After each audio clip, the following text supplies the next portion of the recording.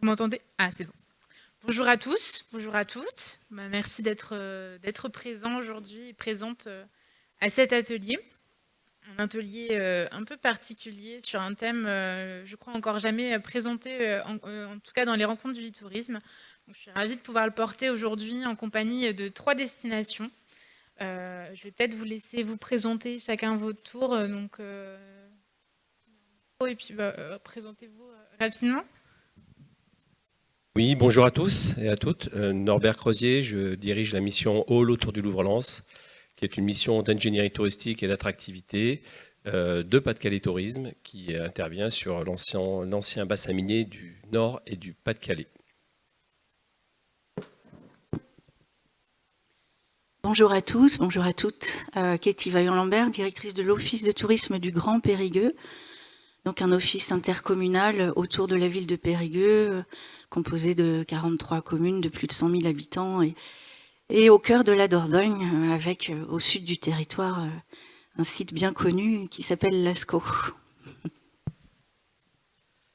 Bonjour à tous, donc je m'appelle Hervé Divet, je suis directeur du pôle Office de tourisme au sein de Destination Nancy. Destination Nancy, c'est la porte d'entrée unique de promotion du territoire de la métropole du Grand Nancy et d'accueil des touristes d'affaires et des touristes de loisirs. Donc on travaille autour de 4 pôles d'activité, à savoir un pôle accueil d'événements, un pôle organisation d'événements, et puis le convention de bureau et l'office de tourisme métropolitain, puisqu'on gère aussi 2 autres sites, à savoir le parc des expositions du Grand Nancy et le centre de congrès Prouvé à Nancy. Merci à tous. Et me concernant, donc, je suis Chloé Devred, je suis chargée de développement dans une entreprise qui s'appelle Picto Access, que vous pourrez retrouver si vous souhaitez en savoir plus un peu sur nos activités, même si on va en parler de loin. Au cours de cet atelier, on est sur un stand dans la salle d'exposition, donc n'hésitez pas si vous souhaitez en savoir un peu plus. Donc aujourd'hui, en fait, on est là pour parler tourisme inclusif. Le Hall, Périgueux et Nancy sont ici parce qu'ils ont des actions qui sont déjà en cours sur ce sujet-là. Je pense que pour commencer, c'est important d'avoir un petit peu leur définition du tourisme inclusif et de voir comment ça se décline de manière très succincte sur leur territoire. Je vais vous laisser à chacun deux petites phrases pour nous donner votre définition du tourisme inclusif et puis comment ça se décline chez vous. Commencez. Oui, c'est vrai que pour nous, le tourisme inclusif, c'est vraiment associé, partagé, intégré. Et la question du tourisme inclusif s'inscrit dans une démarche globale. Il n'est pas isolé par rapport à nos stratégies que l'on déploie autour du Louvre-Lens.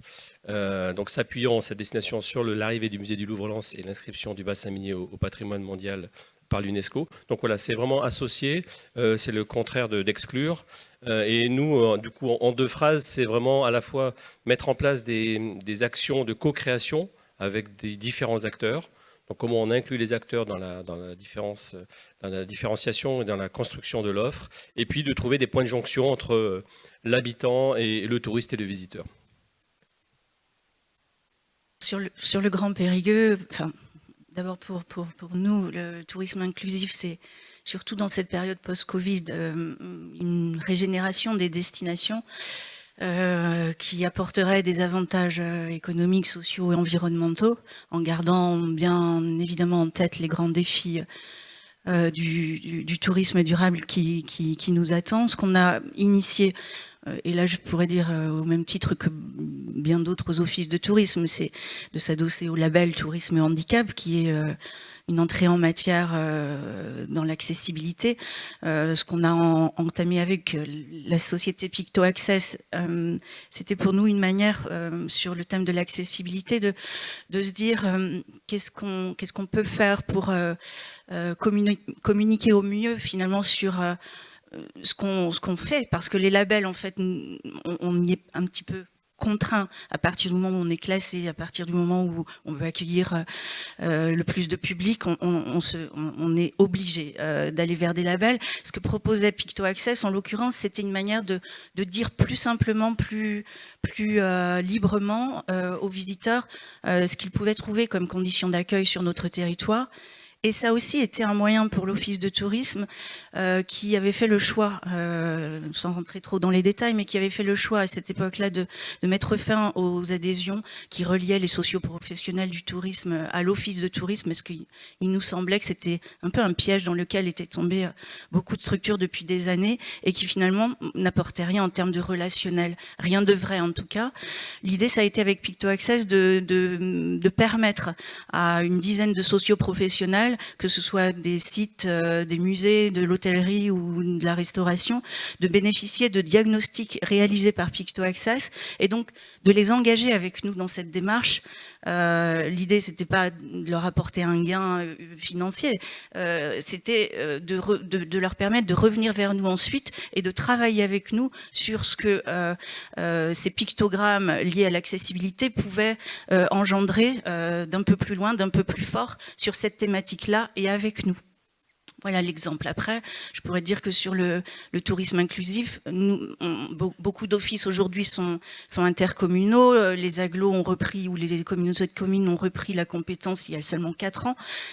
Beaucoup ne connaissaient pas le tourisme et la promotion du tourisme.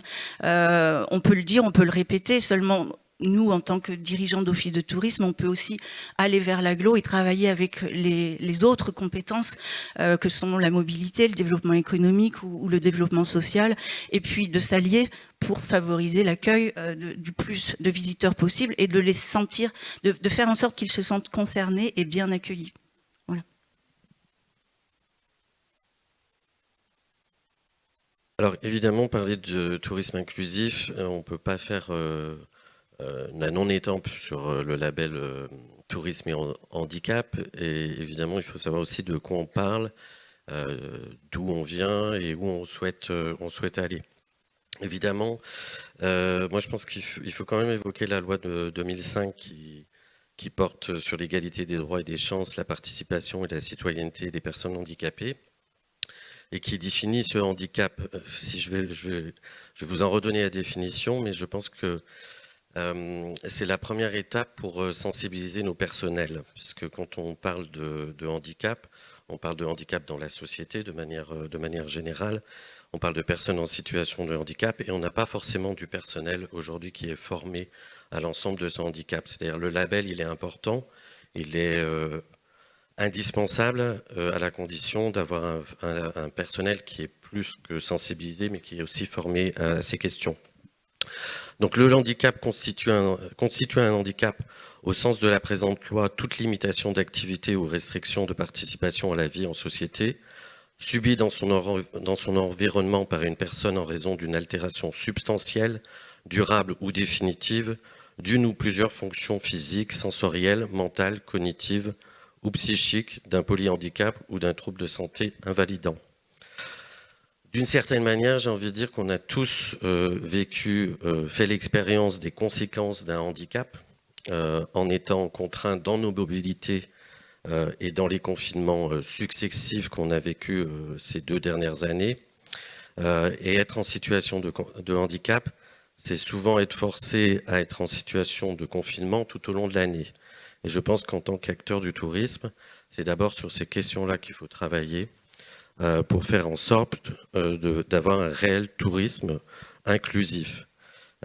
Pour moi, le tourisme inclusif, c'est d'abord une approche du développement durable du tourisme qui encourage la création des liens et les contacts entre les différents acteurs de l'industrie touristique, tout en instaurant des partenariats avec et entre les acteurs privés, en stimulant l'économie locale et en favorisant l'intégration des hommes, des femmes, des enfants et la participation des associations locales. C'est-à-dire que faire tourisme ensemble, c'est travailler d'abord avec les habitants, les acteurs locaux, les associations de notre territoire. Évidemment, sur le territoire du Grand Nancy, on intègre pleinement cette dynamique à la politique de développement durable de la métropole, autour de 4 axes, donc écologie, économie, sociale et culture. N'oublions pas la culture en ce moment. Au sein de Destination Nancy, donc, nous, on travaille sur une démarche de destination innovante durable, et j'y reviendrai un peu après, mais évidemment que je rejoins vos propos, madame, sur sur Picto Access, qui vraiment nous aide dans cette sensibilisation, dans cette formation, et qui n'est pas juste un label fixe, puisque c'est vraiment l'idée d'avoir non pas plus qu'une priorité, c'est placer le handicap non pas dans les priorités, mais dans notre quotidienneté, c'est-à-dire au jour le jour, dans notre action, de faire en sorte que par nature, nous ne soyons pas excluants. Et donc ça c'est un point. Et puis je voulais évoquer, parce que dans des entreprises comme la SCPL Destination Nancy, évidemment, pour changer les choses en externe, il faut évidemment les changer en interne. Et c'est pour ça qu'on travaille sur un plan d'action RSE qui prend pleinement toutes ces facettes, je dirais, dans les choses qu'on travaille avec nos collaborateurs en tout cas. Merci beaucoup. Merci pour vos définitions, c'est super intéressant en effet. Et si je peux résumer un petit peu tout ce qui a été dit, c'est que le tourisme inclusif, c'est le fait de penser à tous, de ne pas confiner des personnes qui voudraient pouvoir venir sur vos destinations, mais de pouvoir les penser à eux en fait en amont de leur déplacement et de penser à leurs besoins qui sont spécifiques. Ce que je vais demander là à Madame Vaillant-Lambert, c'est pourquoi vous, sur l'Office du tourisme du Grand Périgueux, vous avez décidé, vous trouvez que c'est important de communiquer sur vos conditions d'accueil. Qu'est-ce qui a fait que vous vous êtes lancé dans cette démarche? En fait, sur la démarche qu'on a initiée avec vous, si on s'en sert d'exemple, ce qui était intéressant aussi, c'est cette... puisque, juste pour simplifier la démarche, les pictogrammes ont des codes couleurs, et selon l'accessibilité pour tel ou tel handicap, il y a une couleur vert, rouge ou jaune, et ça permet d'avoir un niveau d'évaluation. Et je trouve que le terme d'évaluation, il est exactement ce à quoi on doit plus penser dans notre quotidien. Il me semble que l'accessibilité, c'est aussi savoir s'adapter, c'est la mobilité, c'est l'évaluation. Et là, l'idée, c'était de se dire, certes, on va avoir des pictogrammes pour le lieu d'accueil dans lequel les visiteurs arrivent, mais aussi dans les structures qu'on conseille. Et ces pictogrammes vont évoluer. Et s'ils évoluent, c'est parce qu'ensemble, on va travailler à cette évolution. Et parce que les visiteurs auront vécu, ou en tout cas auront en amont déjà visualisé ces pictogrammes, ils l'auront testé puisqu'ils seront venus sur notre territoire, et ensuite ils l'auront évalué et ils nous en feront part. Parce que de toute façon, quand on est sensible à ce type de conditions d'accueil, on en parle, c'est évident. La simplicité de ces pictogrammes favorise d'ailleurs la communication. L'idée, c'est ça, c'est de se dire, si on veut travailler ensemble pour le territoire et faire en sorte que les visiteurs qui viennent sur notre territoire le respectent et soient finalement responsables, se sentent plus responsables parce que plus invités. L'évaluation qu'ils vont en faire va nous servir à tous. C'est cette capacité d'adaptation et de remise en question, ce qui parfois est un frein qu'on peut trouver dans les labels. C'est-à-dire qu'une fois qu'on obtient un label, certes, il y a quelques périodes d'audit et d'évaluation, on l'a tous vécu, alors on se prépare à fond au moment de l'audit et de l'évaluation, mais entre-temps, on a tendance à oublier, parce que la personne, en effet, qui s'occupe du label tourisme et handicap a d'autres missions, parce qu'on oublie d'en parler avec nos partenaires. L'idée, là, c'est de trouver des leviers pour essayer de travailler ensemble et de faire évoluer notre offre sur notre territoire. Et c'est cette évolution et cette capacité d'adaptation qui fera que nos visiteurs se sentiront mieux accueillis et surtout nous ferons des retours. Ça, c'est important. C'est-à-dire de ne pas penser tout seul une offre, mais surtout de la faire évoluer en fonction des retours et de la façon dont nos visiteurs se sont sentis sur notre territoire. Ça n'a aucune valeur, sinon. Si on pense tout seul, ça n'a aucune valeur. C'est ce retour sur le service qui est très important et qui va nous faire avancer. Merci beaucoup. Est-ce que, éventuellement, je vois qu'on a encore un petit peu de temps sur cette question-là, est-ce que M. Crozier, M. Divet, vous souhaitez ajouter quelque chose sur pourquoi vous avez décidé aussi de communiquer sur l'accessibilité et vos conditions d'accueil? Ouais, c'est un élément important pour nous, justement, par rapport à des outils de médiation, de communication, comment les socioprofessionnels ou les décideurs s'emparent de cette question et comment nous, on l'intègre, et on en parlait ce matin en séance plénière, dans une approche de durabilité. C'est un élément essentiel aujourd'hui pour nous, et je pense pour toutes les destinations, d'intégrer ce bloc accessibilité d'une manière ou d'une autre. Et là aussi, Pic2Access nous a aidé à vulgariser l'approche et à faire tomber un peu les barrières par rapport à la question de l'accessibilité ou du handicap en général. Donc ça, c'est aussi notre rôle à nous, une mission d'ingénierie, de tester, d'expérimenter et d'amorcer des process que les offices du tourisme ou que les territoires n'auront pas fortement le temps, ou en tout cas les mettre en prospective sur ce type de sujet. Donc nous, on va porter cet aspect-là. Et du coup, ça intègre la question de la communication et de faire la preuve par l'exemple. C'est-à-dire comment on arrive à avoir des démonstrateurs, là en l'occurrence avec Pic2Access, pour des collectivités, pour des offices du tourisme, de dire finalement, voilà ce que ça peut apporter pour les visiteurs, dans une approche parcours client, de l'achat au transport, à la définition de l'offre au final. Hein, donc c'est vraiment très, très transverse, dans une logique de parcours client. Donc comment à partir d'un démonstrateur, on arrive à faire la preuve qu'il y a une utilité, ça rencontre un public, ça rencontre des clientèles. Et du coup, après cette première expérimentation, l'agglomération de Lens-Liévin, c'est on paraît du fait à aujourd'hui labelliser une centaine d'équipements, qu'ils soient culturels, touristiques ou autres, puisque ça s'inscrit aussi bien entendu dans une logique d'attractivité touristique, mais aussi d'amélioration du cadre de vie des habitants. Donc voilà, pour nous, c'est important de communiquer à la fois sur des supports classiques, mais d'avoir des démonstrateurs. La preuve par l'exemple, c'est le meilleur outil de communication pour nous. Monsieur Divet, quelque chose à rajouter en 2 minutes ? Essayer de faire court. Je trouve que c'est important aussi de parler du volet économique et de ce que cela représente, parce que on estime à peu près à 15% de la population mondiale qui est en situation de handicap. Et au-delà des contraintes réglementaires, éthiques, de notre volonté partagée ici et ailleurs d'un tourisme durable, d'un tourisme responsable, d'un tourisme progressiste, d'un tourisme humaniste. Le tourisme, en fait, a tout à gagner aussi sur le plan économique. C'est aussi une bonne opportunité, disons-le, de faire des affaires, de faire du business. Et les personnes en situation de handicap nous en voudront pas, puisque c'est aussi améliorer les propositions de voyage, de déplacement, de mobilité, etc. Je crois que c'est les estimations du réseau européen pour le tourisme accessible qui estiment par exemple que 13,6 milliards de dollars par an sont dépensés en voyage par des Américains dont la mobilité est réduite. Environ 2,5 milliards d'euros par des Allemands. À Nancy est notre premier public étranger, puisque 36% de notre clientèle touristique est allemande. Donc c'est dire aussi, si on doit s'y pencher dessus, et que les Allemands sont plus en avance que nous sur ces questions-là, bien entendu. Et 2 milliards de livres par les Britanniques.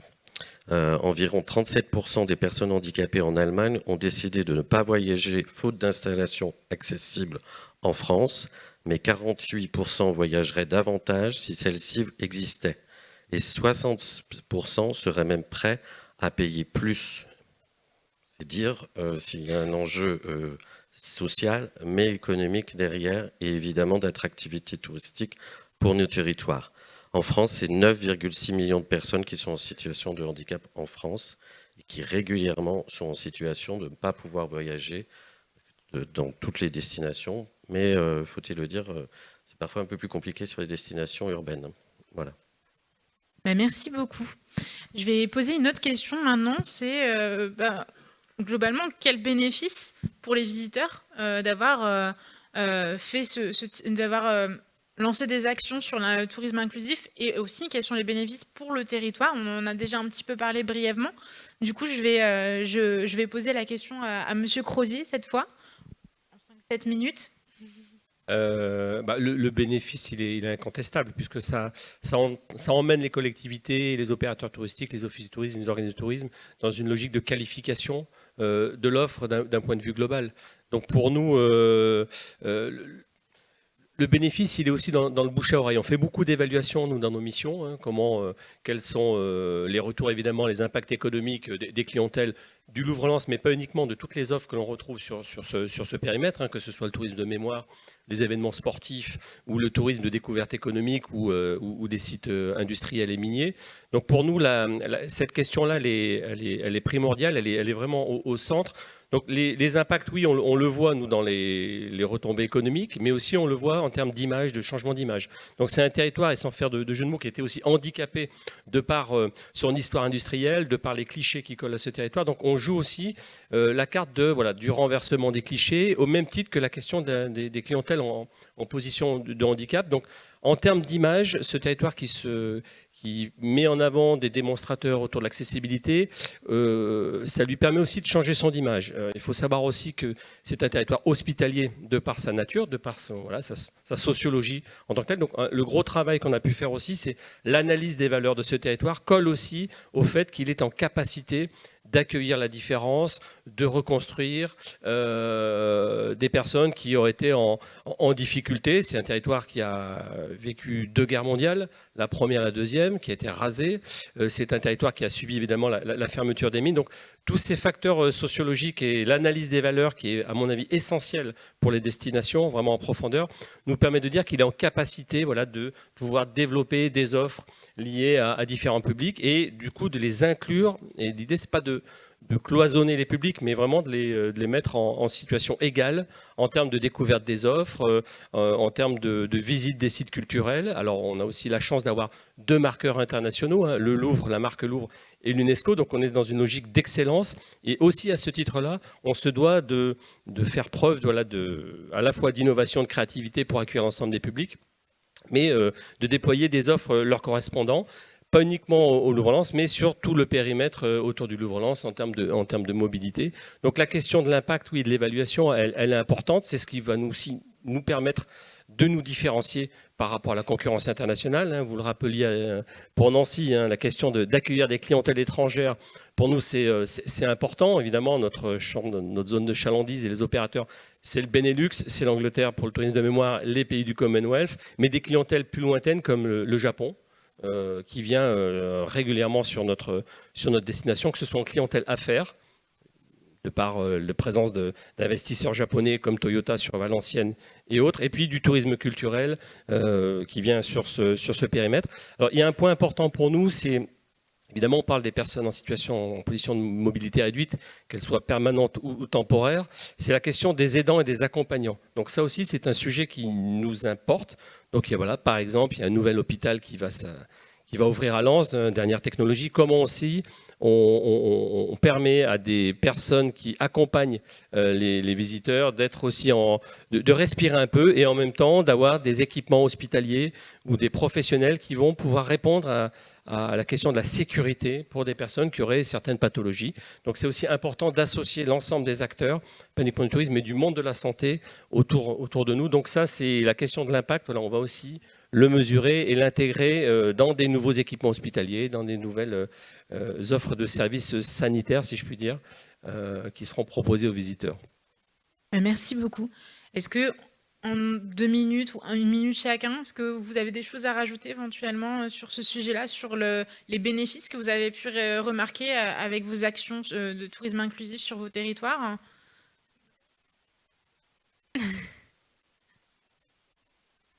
Oui.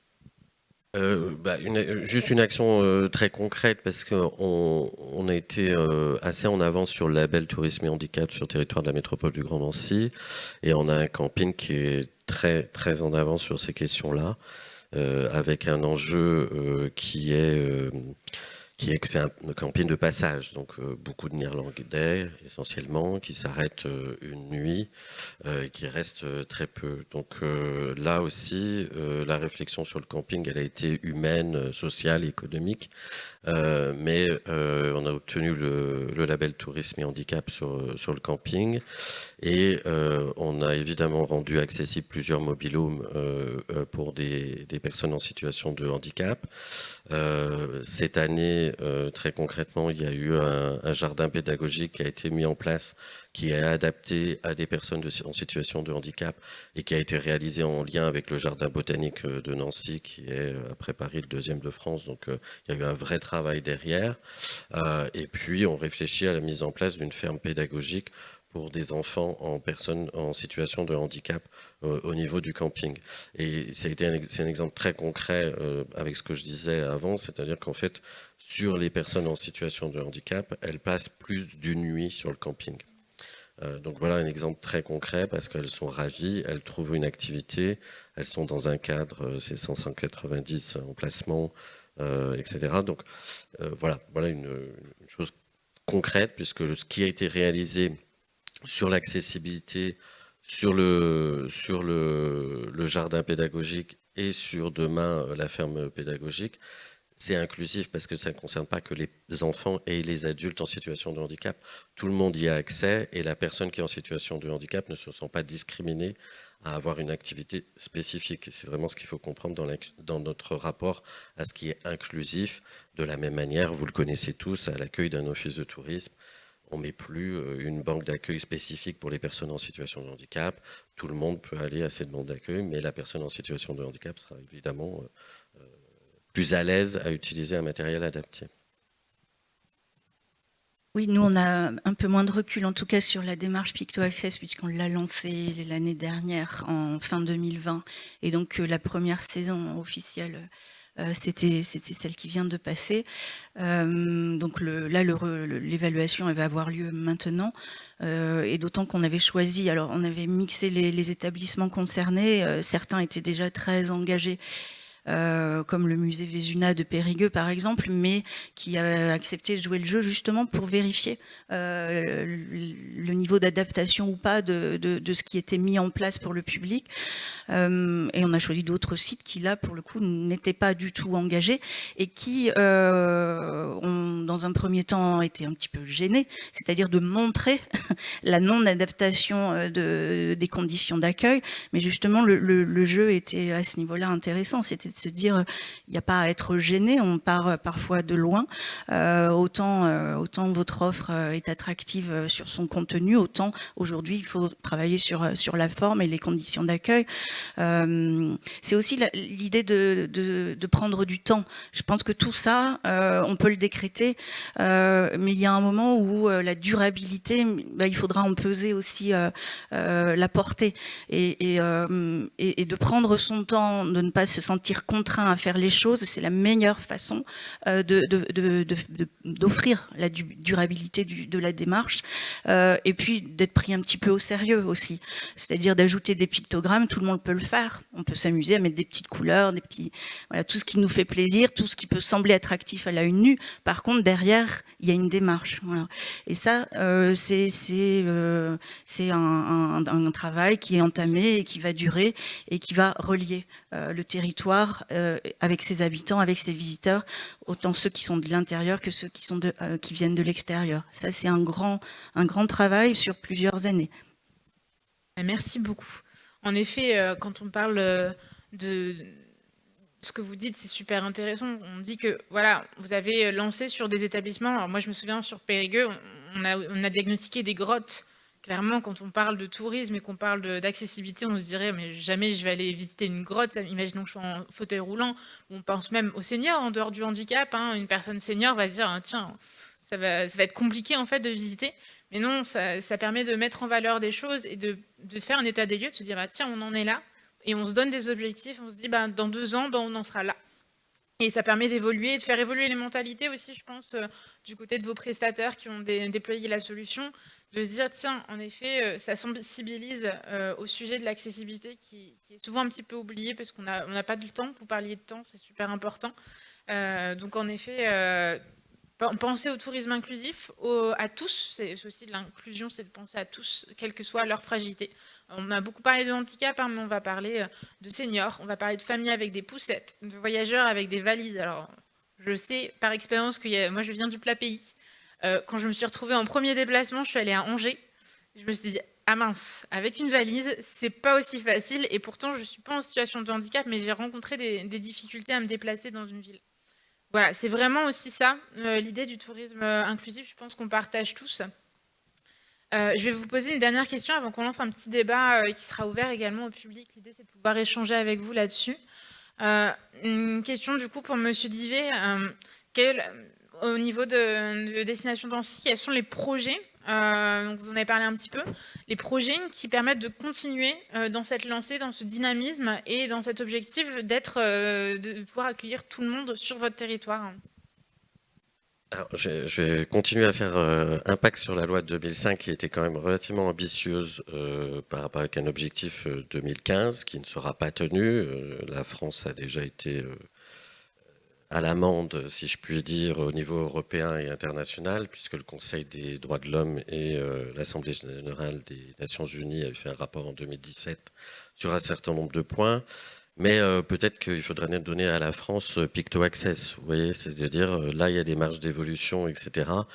Et c'est un peu ce qu'avait fait, tapant un peu fort, mais l'ONU à ce moment-là, sur un certain nombre de domaines. Et moi je pense qu'on peut prendre part à ça. À titre d'exemple, il y a 2 choses sur lesquelles la France a été rappelée un peu à l'ordre. Il y a plusieurs choses, hein, la liste était longue, mais il y avait notamment un retard d'utilisation au quotidien sur la langue des signes française. Voilà. Et il y avait plutôt un déficit, voire même un recul sur l'utilisation du braille en France.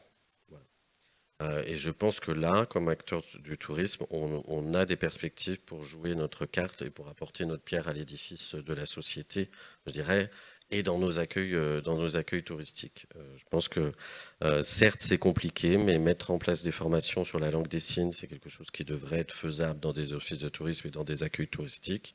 Et puis évidemment, le braille, on a été en avance à un moment donné, on a fait certainement 10-15 ans mettre tous nos documents, etc. Ben, il faut peut-être remettre le cœur à l'ouvrage aujourd'hui sur ces questions-là. Et puis, alors nous, qu'est-ce qu'on fait? On fait des visites de guidés adaptés, par exemple. On souhaite le développer grâce à Picto Access, puisqu'aujourd'hui, on a notre pictogramme, on a une picto sur notre accueil. J'espère que demain, on l'aura sur notre parc des expositions, sur notre centre de congrès. Mais on l'a aussi sur notre visite du centre historique.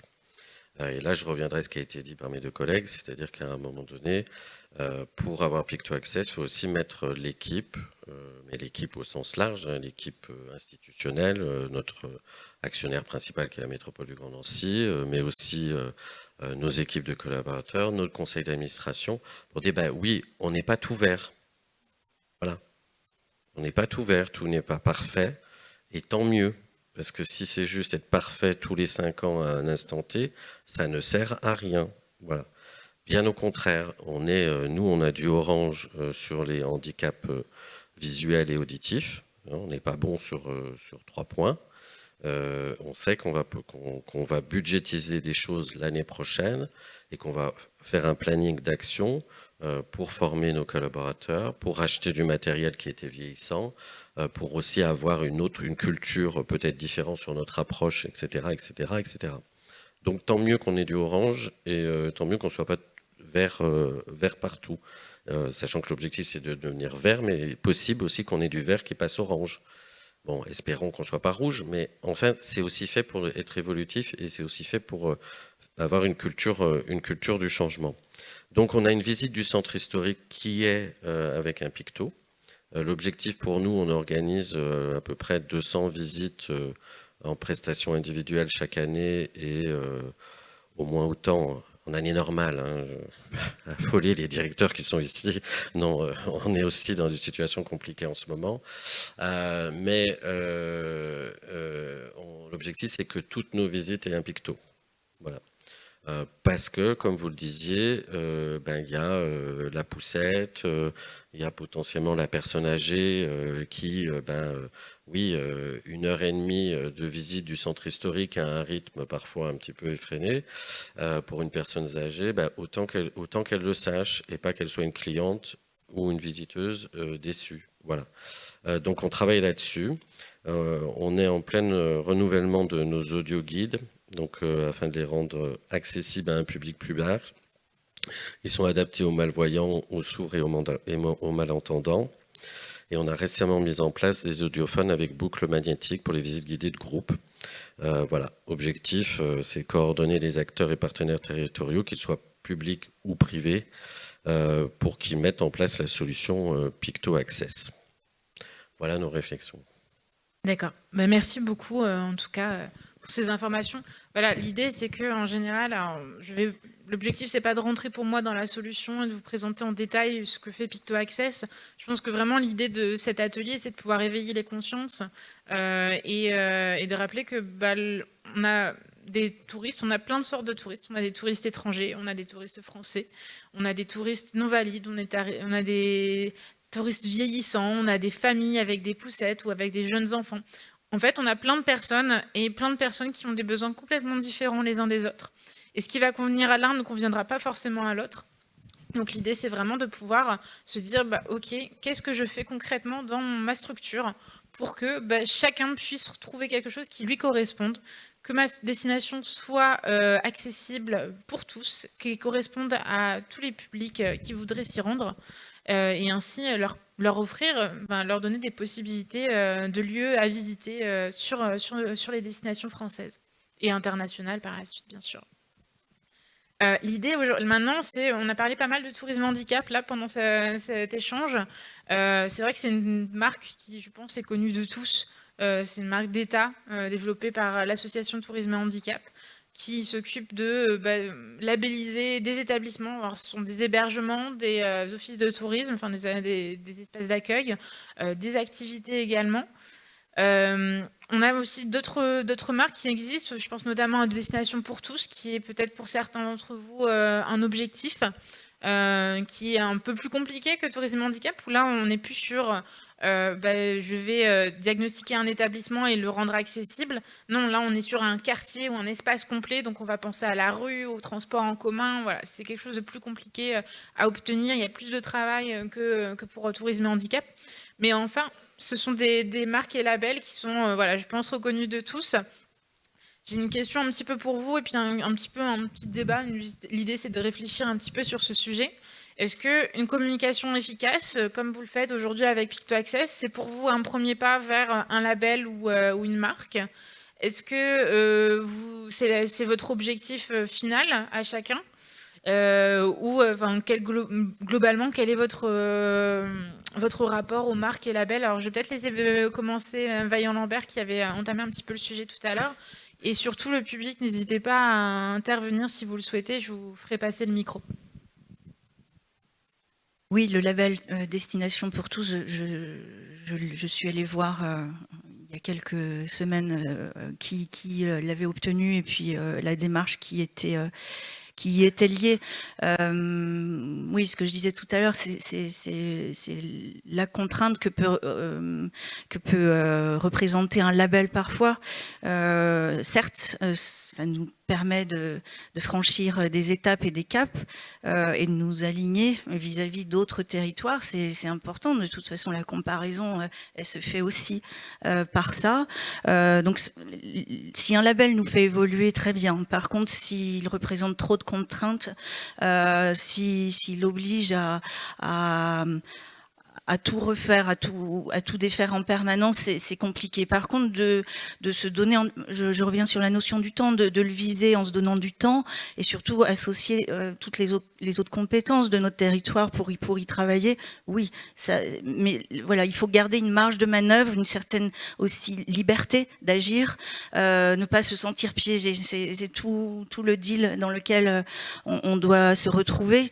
C'est de gagner en qualité, en qualification, comme disait Monsieur Crozier, tout en restant, en gardant une identité à notre territoire et en permettant à chacun de s'exprimer sans se sentir obligé d'aller plutôt dans ce sens que dans un autre.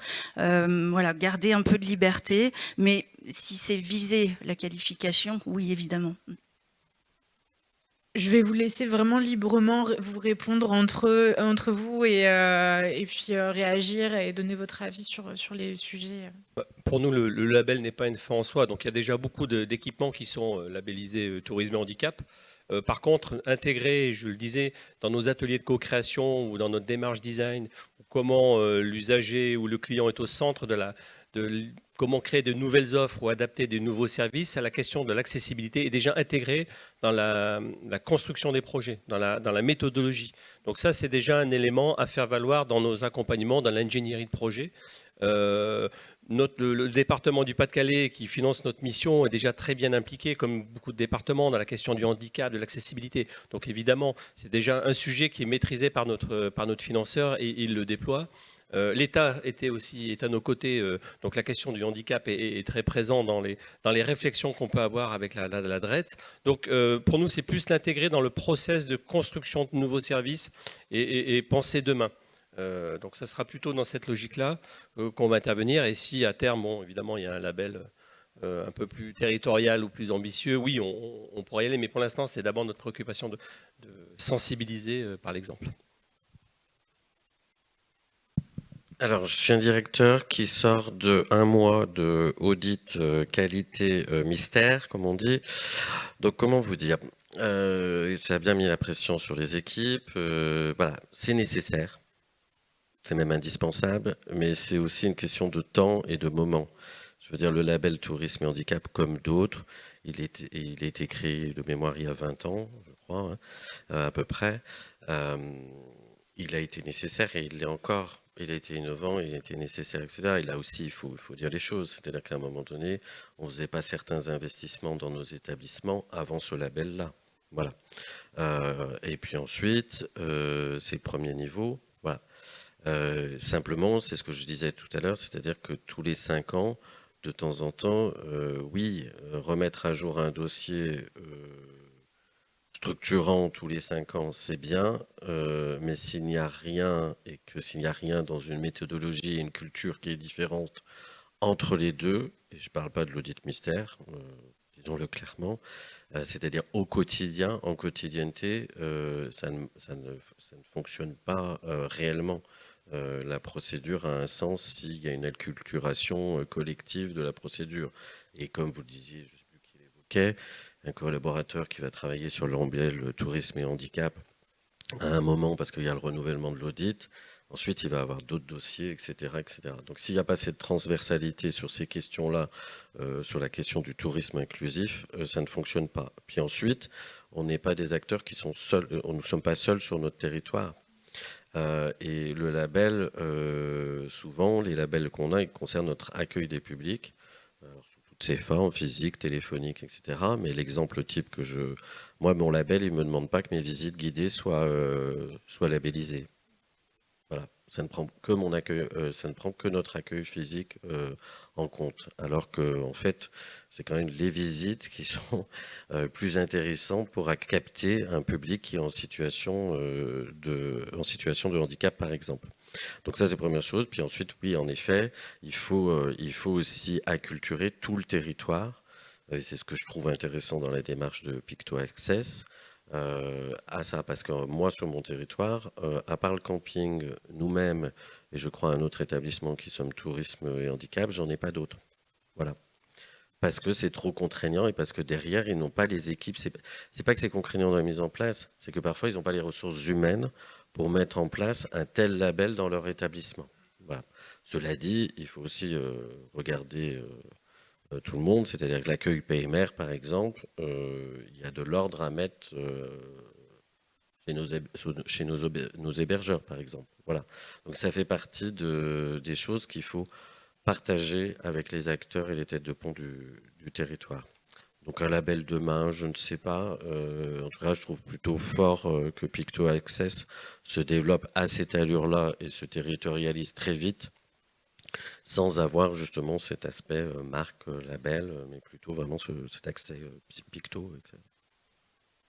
Oui, je voulais juste ajouter par rapport à ce que vous disiez, je l'ai dit tout à l'heure, mais tout l'intérêt de ce qu'on a pu faire grâce à votre proposition, c'était d'embarquer avec nous 10 autres structures. C'était de se dire, nous on va le faire, mais vous allez venir avec nous et on va réagir ensemble. Ça, c'était, on leur a offert, mais c'était pour nous aussi important qu'ils soient avec nous que eux avec nous. Je pense que ce rapport-là était très pertinent. Et ça a été reconnu. Après, je voulais juste revenir sur le label et l'idée que malgré tout, malgré les contraintes, d'avoir obtenu un label, ça nous rappelle aussi à nos responsabilités.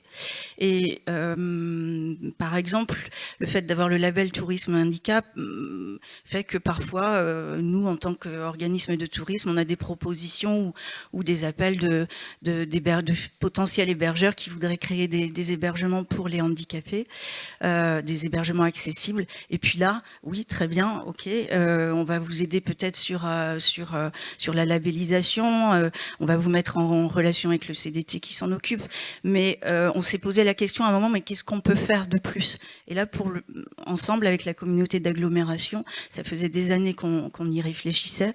La communauté d'agglo a mis en place un appel à projet sur l'investissement touristique. Pour le coup, au-delà de l'accompagnement sur la forme, la communauté d'agglo s'est dit, voilà, nous on cherche de l'attractivité pour le territoire, on a des labels, on a de la qualification, mais qu'est-ce qu'on peut faire de plus? Parfois, on sait bien que pour rentrer dans les règlements d'intervention des financeurs, que ce soit régional ou autre, c'est pas toujours la bonne porte, ou en tout cas on tombe pas au bon moment, au bon endroit. Et donc, plutôt que d'attendre ou de subir, la communauté d'agglo s'est dit, nous, on va lancer un appel à projet tous les 2 ans avec une somme globale à disposition pour le développement d'investissements touristiques. Et c'était aussi l'idée, la somme peut sembler relative, 200 000 € tous les 2 ans, ça peut sembler relatif, mais pour 4 ou 5 projets, c'est pas mal. Et puis, c'est surtout considéré comme un levier. Et une fois que le territoire et l'intercommunalité participent au développement d'un projet, mine de rien, d'autres portes s'ouvrent. Et c'était ça aussi l'idée. Donc je me dis que les labels peuvent avoir ça de bon, c'est-à-dire de se dire oui, très bien, il y a un office de tourisme, il est intercommunal. Qu'est-ce que la communauté d'agglo peut faire aussi en parallèle pour permettre le développement de l'offre? Et il y a des choses à faire. Très bien.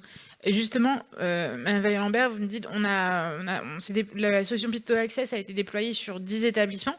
Tous n'étaient pas labellisés tourisme handicap. Est-ce que pour eux, ça peut être justement un levier, un déclencheur pour justement aller chercher ce label? Est-ce que vous en avez entendu parler au niveau...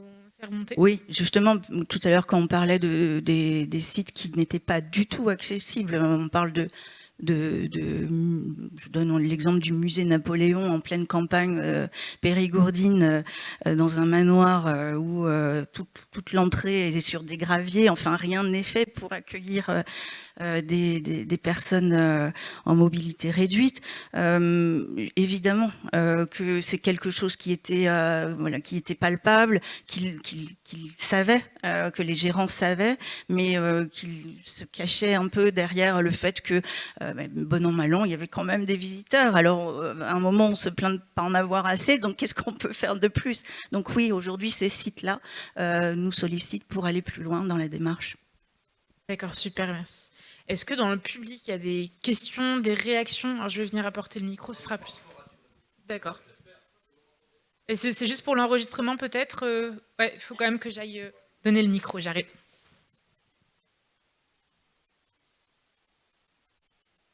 Vincent Garnier, Clermont-Auvergne Tourisme. Donc merci parce que j'apprends beaucoup. Je suis sur cette démarche et je viendrai, je pense, vous voir individuellement après. Peut-être petite remarque initiale. C'est pas une remarque, c'est un complément. Je ne sais pas si certaines et certains d'entre vous sont dans la démarche de la certification autour de la norme ISO 20121. Je trouve que c'est aussi un point très intéressant au niveau de la définition des valeurs d'une entreprise, de se poser la question. On sait qu'il y a la durabilité, il y a la mobilité, mais il y a également l'accessibilité. Je suis sur cette démarche avec mes équipes et cette problématique de l'accessibilité, je pense que ça rejaillit d'un point de vue collectif, notamment par rapport à ce travail qu'on fait d'un point de vue collectif. C'était juste un élément, mais enfin je vois que vous partagez cette démarche. Moi j'avais 2 questions à vous poser, c'est vraiment des questions. Donc, pour chacune et chacun d'entre vous, au niveau de vos offices de tourisme. La première, les acteurs locaux, on a parlé un petit peu institutionnels, mais par exemple, les associations d'handicapés, dont il existe beaucoup, je dirais, enfin, il y a beaucoup d'associations dans chacune de nos villes. Comment vous les avez associées? Comment d'ailleurs s'intègrent-elles à ce projet d'ordre touristique? Et le deuxième point, ça concerne les outils de communication que vous avez déployés par rapport à ces clientèles cibles et dans c'est-à-dire papier, enfin, tous les outils de communication que vous pouvez avoir. Et notamment, est-ce que votre site internet, il est aux normes par rapport justement à l'accessibilité handicap? Voilà, merci de vos réponses.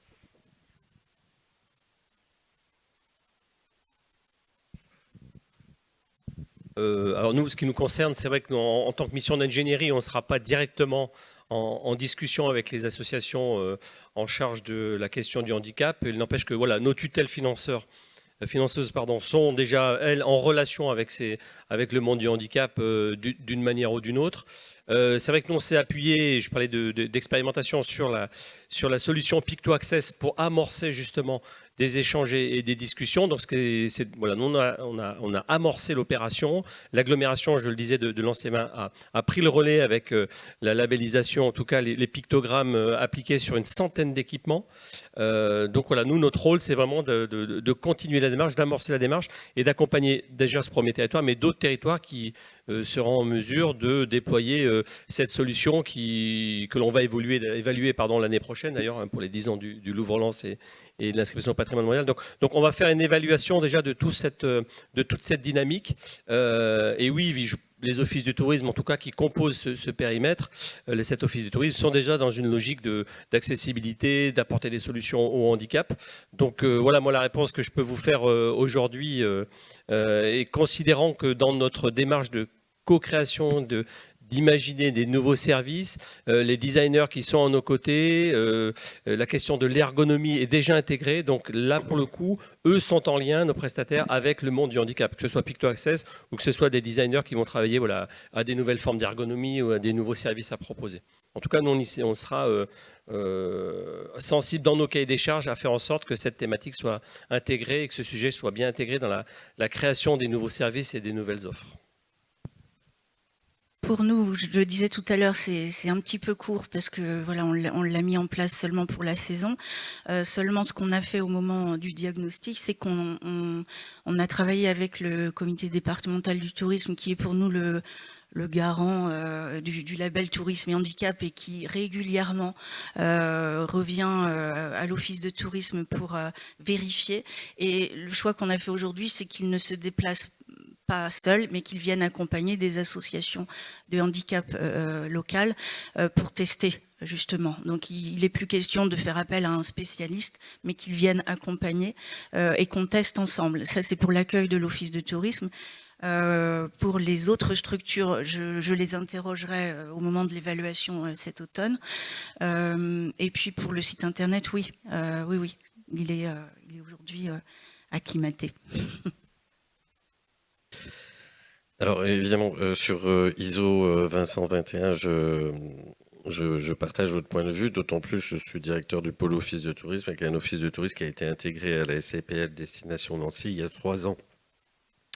Donc on en parlera peut-être en aparté, mais en tout cas, oui, c'est la réflexion sur les labels, les marques, etc., on l'a eu avec un chapeau qu'on souhaite garder évidemment, qui est 20121 et l'ISO, et on voit, pour en avoir parlé à mon auditeur mystère, qui n'est plus mystère aujourd'hui, la semaine dernière, les difficultés qui sont grandes derrière, parce qu'il y a des cultures différentes.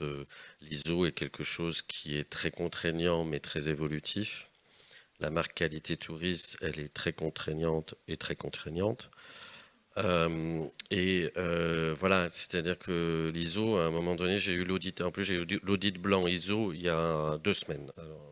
C'était sympa le mois de septembre. Donc en fait, on a pu discuter avec l'auditeur blanc de manière très ouverte. Mais voilà, moi, on me dit, l'ISO, il vous dit, faites un accueil téléphonique sympa, innovant, et puis en plus aujourd'hui avec tous les accueils numériques, WeSpeak, etc., qui vont pouvoir être développés dans les années à venir. L'accueil téléphonique traditionnel, comment vous dire qu'on n'en est plus là déjà. Mais l'audit de qualité vous dit aujourd'hui, il faut que vous soyez ouvert de telle heure à telle heure et de machin à telle heure. Innovation, quand tu nous tiens, mais il faut quand même être bien conscient de ces problématiques. Sur le travail avec les associations, évidemment, nous, on a une mission à la métropole du Grand Nancy, et il y a aussi une mission handicap avec la ville de Nancy, sur laquelle on travaille de manière continue, et dès qu'on fait un changement, on vient de rénover l'accessibilité aux toilettes, on a rénové notre espace digital, etc. Évidemment, on le fait tester par des personnes qui sont en situation de handicap.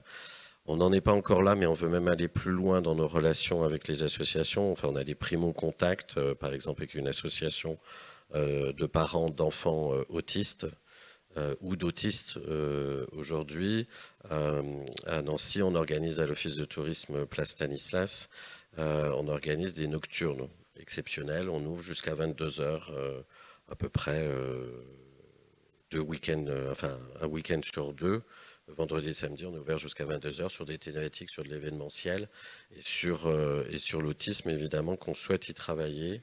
Parce que vous savez qu'aujourd'hui, il y a certains supermarchés, ils abaissent la lumière, les caissières sont formées, les agents d'accueil sont formés, etc. Et on veut travailler sur des temps qui soient inclusifs réellement. Voilà, c'est pas des temps à part, c'est pareil, c'est au lieu d'avoir la soirée mouvementée avec le casque de réalité virtuelle à 360 et le DJ, parce que ça arrive place Stanislas, vous êtes les bienvenus, mais non, on aura la soirée plus calme, avec une réflexion sur la manière dont on présente notre outil à 360, avec la manière dont on accueille, etc., etc. Et ça peut, comme quand on parle de cyclotourisme, quand je fais du cyclotourisme à Nancy, on travaille avec Greenpeace, on travaille avec Eden, on travaille avec d'autres associations qui sont spécialisées sur ces questions-là. Et sur la question, par exemple, de l'autisme, je ne saurais moi-même avoir l'expertise de savoir ce que je peux faire ou pas faire en la matière. Donc, bien entendu, on va travailler avec des professionnels et des associations spécialisées sur la question. Notre site internet est évidemment adapté aussi. Inclusif, pardon. Il est inclusif. Super. Je vais peut-être reprendre une ou deux questions et puis je conclurai. Est-ce qu'il y a d'autres questions, d'autres remarques aussi N'ayez pas peur, j'ai déjà mangé. Donc je ne vous... Bon, dans ce cas-là, je vais peut-être conclure. Déjà, je vous remercie à tous pour votre témoignage. Je pense que ça a été assez... En tout cas, moi, j'ai trouvé ça très intéressant. Juste pour faire un petit contexte chiffré, alors je leur ai laissé le temps de donner leur définition du tourisme inclusif tout à l'heure. Moi, j'avais envie de donner quelques chiffres. Alors, Monsieur Divet en a donné quelques-uns qui sont vraiment très intéressants également. Nous, on se base sur une étude européenne chez Picto Access qui dit qu'une personne sur deux en Europe a des besoins spécifiques quand elle se déplace. Donc une personne sur deux, on est au-delà du handicap. On va parler de seniors, sachant que notre population mondiale et surtout européenne vieillit. On va parler de familles avec des poussettes. On va parler de personnes... demain, je me casse une jambe. Franchement, me déplacer avec qui, je l'ai déjà fait et j'ai pas envie de retenter l'expérience. Avoir un bras dans le plâtre, on sait qu'il y a beaucoup d'endroits où les portes sont très lourdes. C'est pas toujours évident de se déplacer. Se déplacer avec une valise, se déplacer avec une poussette. On va parler également de femmes enceintes, de personnes convalescentes. On vient de se faire opérer. On a encore quelques agrafes ou des points de suture. On n'a pas trop envie de se faire bousculer. Donc, c'est tout plein de personnes qui, à un moment donné de leur vie, vont avoir des besoins spécifiques, mais également leurs accompagnants. On en parlait tout à l'heure, des accompagnants. Il faut savoir que quand une personne, quelle qu'elle soit, part en vacances, la plupart du temps, elle n'est pas seule. Elle est avec son conjoint, sa conjointe. Elle est avec sa famille, ses amis. Donc, ce n'est pas seulement une personne qu'on cible, mais on va avoir vraiment un nombre de personnes importantes qui vont être concernées par ces informations-là. Et en fait, l'étude européenne dit que 90% des personnes recherchent de l'information avant de se déplacer. Et encore plus dans le tourisme, même moi qui suis actuellement, j'ai la chance d'être valide, de ne pas avoir de problème de mobilité.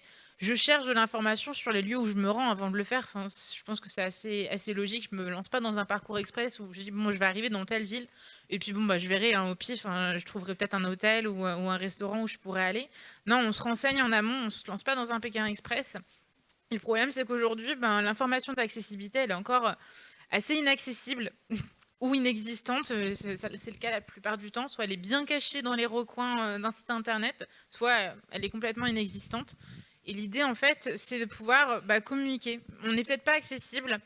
On a le droit, on a parlé de la loi de 2005, qui en 2015 n'a pas donné grand-chose. On a redonné 3, 6, 9 ans à des établissements pour se mettre aux normes.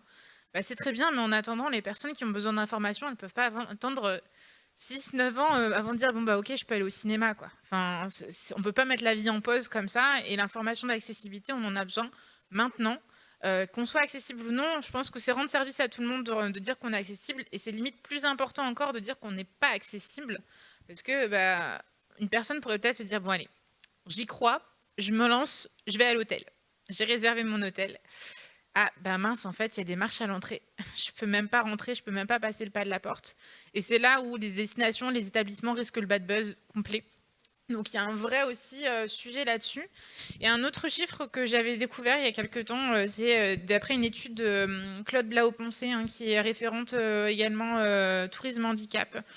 C'est une étude qui dit qu'en Europe, si on se limite aux personnes en situation de handicap, donc on oublie tous ceux qui aussi ont des besoins de mobilité, mais qui ne sont pas pris en compte dans ces chiffres-là, on a 36 millions de personnes en situation de handicap en Europe qui ont les capacités physiques et financières de partir en vacances. Et les chiffres disent qu'en fait, il n'y en a que 5 millions qui passent le pas et qui partent en vacances, faute de destinations accessibles, mais aussi d'informations, parce qu'il y a des destinations qui font des choses. Nous, on le découvre chaque jour avec Picto Access, quand on réalise des diagnostics d'établissement, on dit mais tiens, cet établissement-là, ils ont mis dans ce cinéma, ils ont mis des ceintures assises de leur siège dans leur salle 4D pour qu'une personne paraplégique puisse avoir les mêmes sensations. C'est génial. Ah ouais, mais les personnes concernées ne sont même pas au courant de ces choses qui sont faites. Donc l'information, je pense qu'elle est essentielle. C'est vraiment ce qu'on a voulu transmettre aujourd'hui. On a de l'information qui est vraiment nécessaire pour permettre à ces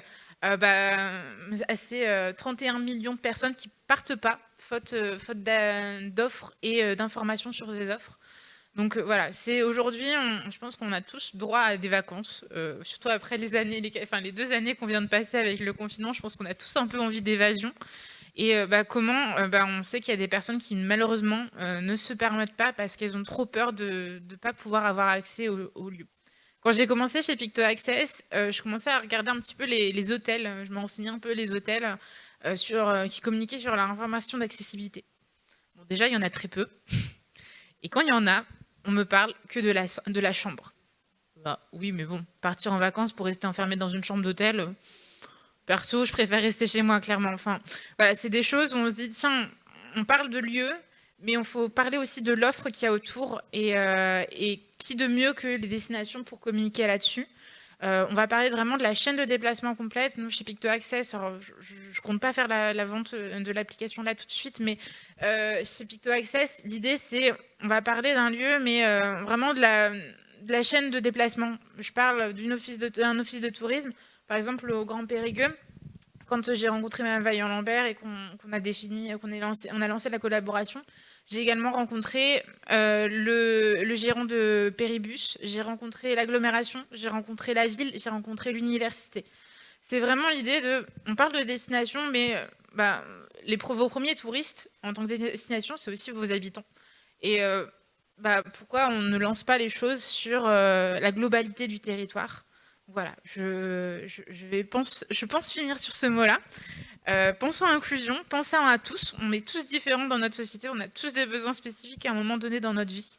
Et permettons à chacun de pouvoir vivre comme tout le monde et avec les mêmes droits. On est le pays, quand même, la devise de la France, c'est quand même liberté, égalité, fraternité. Alors, c'est parti, on la rend réelle. Voilà, merci à tous. Il y avait une question ? J'arrive.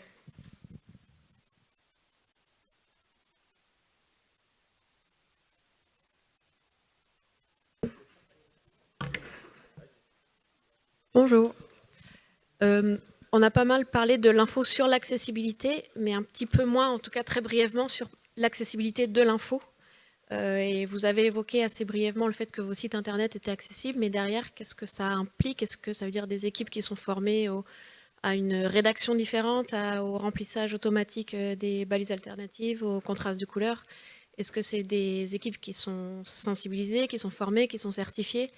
Comment ça moi, je travaille sur les réseaux sociaux et sur le site internet. Sur les réseaux sociaux, il y a aussi des questions d'écriture, de emoji, pas emoji, des descriptions alternatives. Voilà, comment est-ce que ça s'organise derrière?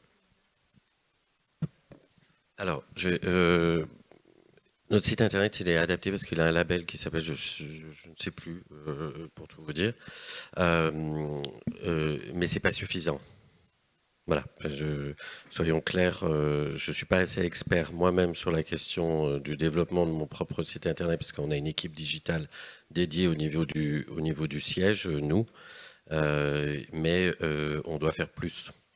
On doit faire plus en termes parce que on pense que quelqu'un qui a des problèmes pour lire, de visibilité, il faut qu'il ait plus gros caractères. C'est pas toujours le cas, en réalité, dans les différents types de handicaps, etc. Il faut peut-être que ça soit plus gras, mais pas forcément plus gros, ou l'inverse, enfin, etc., etc. Donc, il me semble d'ailleurs, je ne sais pas si elle est là, mais qu'il y a une application nouvelle qui vient d'être créée sur ce sujet-là. Je vous invite, je crois qu'on en parle dans un article qui est sorti dans les Échos hier ou avant-hier, et qui fait la promotion d'une dizaine de start-up, dont certaines doivent être ici. Mais ça fait partie des choses sur lesquelles il faut gérer.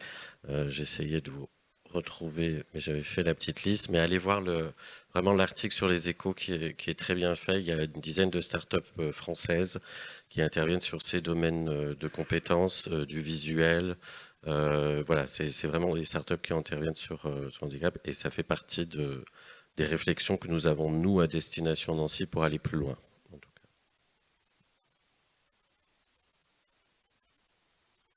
Bon, bah merci beaucoup. Juste, moi, je vais peut-être rajouter une petite chose sur l'accessibilité de l'information. En fait, juste rapidement, en fait, Picto Access, notre solution, c'est de permettre de communiquer. En fait, on a développé un outil digital qui permet de communiquer sur l'accessibilité des lieux, qui vient se greffer sur les sites internet des établissements, leur page Facebook, leur onglet Google, les signatures de mail. En fait, partout, on pourrait le chercher, en fait, cette information. Et on va avoir la possibilité de la mettre en print. Et c'est, bien sûr, notre solution a été réfléchie pour être accessible numériquement. Et également, en fait, on a tout simplement un de nos développeurs qui est daltonien, donc sur les questions des couleurs, puisque notre devise, c'est aussi de mettre de la couleur à l'accessibilité, de la rendre moins tabou, parce que dans notre société, malheureusement, c'est ce qui arrive encore. On a notre développeur qui a réfléchi justement sur les couleurs, le choix des couleurs, pour qu'elles soient bien manière à être distinctes pour des personnes daltoniennes.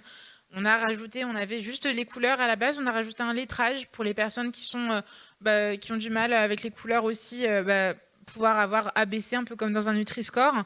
Et bien sûr, on a la possibilité d'avoir le voice-over pour des personnes non-voyantes, que tout le monde ait accès à cette information, parce que c'est l'idée, ce serait dommage de faire de l'information et qu'elle ne parvienne pas à une partie des personnes concernées. Voilà. Merci beaucoup à tous. Et puis, bon appétit.